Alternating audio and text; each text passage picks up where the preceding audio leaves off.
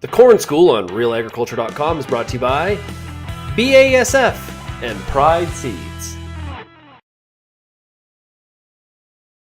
Real Agriculture comes to you today from the University of Guelph, where we're joined by OMAF corn lead Greg Stewart. Welcome, Greg. Hey, good to be here.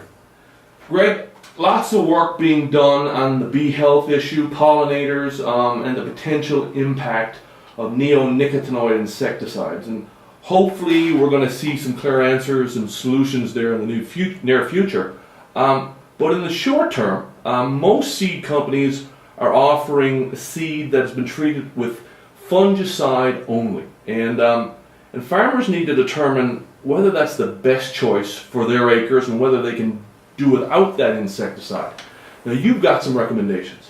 Absolutely. So we view fungicide-only seed treatments as one of the tools in the toolbox as we try to deal with this issue of protecting pollinators. And so when you're a grower and you're considering fungicide-only options, you know, what are the pros, what are the cons? Certainly there would be fields that you would identify as a grower that you would not want to go the fungicide-only option. So a history of wireworms or grubs, European chafer, that sort of thing, where you've had maybe a perennial problem with those sort of insects, you'd want the insecticide on that. Similarly, you might identify fields that are sandy in nature, maybe with a history of bean leaf beetle, for example, or fields that are coming out of a grass or a sod in the last year or two. You probably wouldn't want to go there with a fungicide-only option.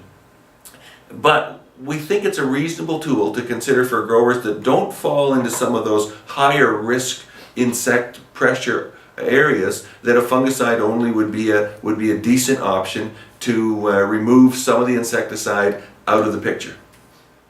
Greg, we were talking off air about insecticides and the fact that, you know, we never really intended to get to the point where every acre is treated with insecticide, but that's where we're at. Yeah, absolutely. It's a good point. In the corn world, we're essentially treating all of our acres with the neonics. And I think it's an opportunity for us to take a step back and say, well, did I have stand issues, you know, before I treated every acre of corn with an insecticide? And in some areas of the province and in some fields, I think growers would say, no, probably not. So I think there's some opportunities to take a little bit more of an integrated pest management approach, and the seed companies offering growers fungicide-only seed corn gives us an opportunity to play on that. I may, as a grower, have some acres where I think the risk from insects is pretty low.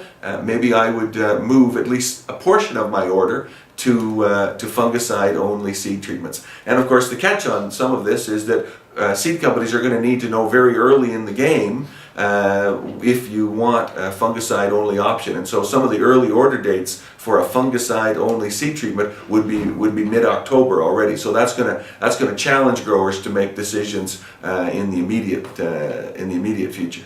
And you know, finally, there are some best management practices that growers need to be mindful of. And obviously, you know, when there's a bee yard beside your field and other things. Yeah, so good discussion across the industry. I think it's clear that all stakeholders really want to be on the right side of this discussion. They want to protect pollinators. They also have to grow excellent crops, and insects are a reality. But there's a good example of a grower that perhaps is planting a field right next to a bee yard. We've discussed maybe planting that not on a windy day or on a day when the wind isn't blowing towards the bee yard. But another possibility would be fungicide-only seed for those fields that are right up against a bee yard. Not a bad option for growers who would like to be a little more protective of the pollinator side. Well, good stuff. Thanks for your insights today, and I know a lot of growers are looking for help in that decision. It's a tool in a toolbox. There'll be a lot of things that we learn about this issue as we move forward. Fungicide-only seed treatments is one of the possibilities. Good stuff. Thanks today. Okay.